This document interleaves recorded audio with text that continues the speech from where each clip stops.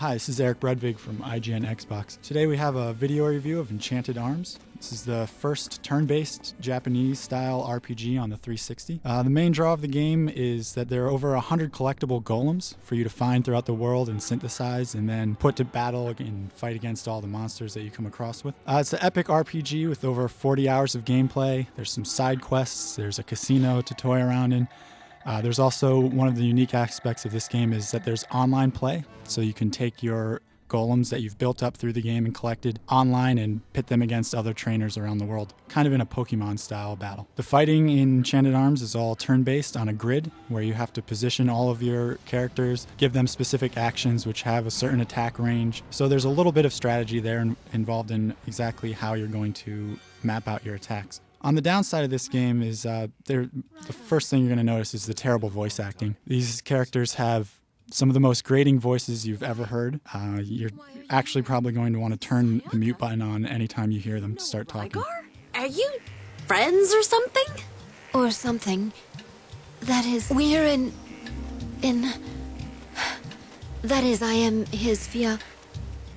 The world also doesn't really feel like it's alive. You're going to notice that as the game goes on, it sort of seems emptier and emptier, and as you move along from one town to the next, each city kind of becomes more and more deserted until you only have a few people wandering around. It almost seems like they didn't really flesh out the world enough.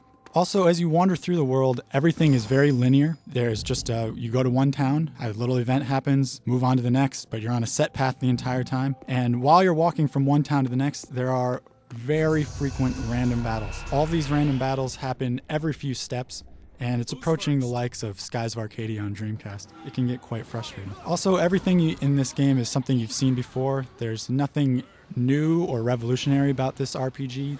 Even the story seems almost as if you've played through this before. And the story itself is pretty thin, and the characters are very one-dimensional. It's not really the most engaging experience. On the positive side is the great presentation. Ubisoft saw it fit to include the Japanese voices, so if you find the English voices grating like we did, you can switch it over at any time and listen to the entire game in Japanese with subtitles. Also, since there are a lot of random battles, another good thing is that there's the auto battle feature and the fast forward. Anytime you come into a battle that you don't really particularly want to fight, you can have the computer do it for you, and it does a very good job of it.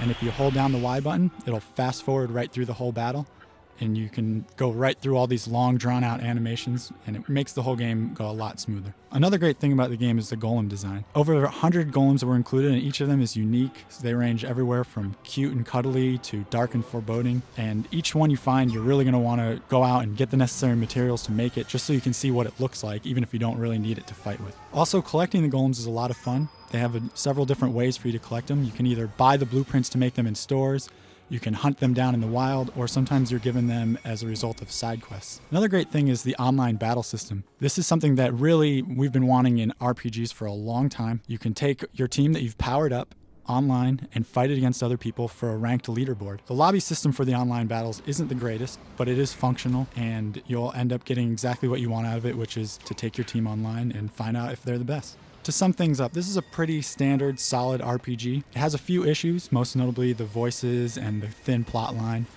And there's not really anything here that's new, but you will find a solid RPG experience that if you're looking for something along the lines of a traditional Japanese RPG, you could do much worse. And since there's nothing else out on the 360 like this, it's a good first start.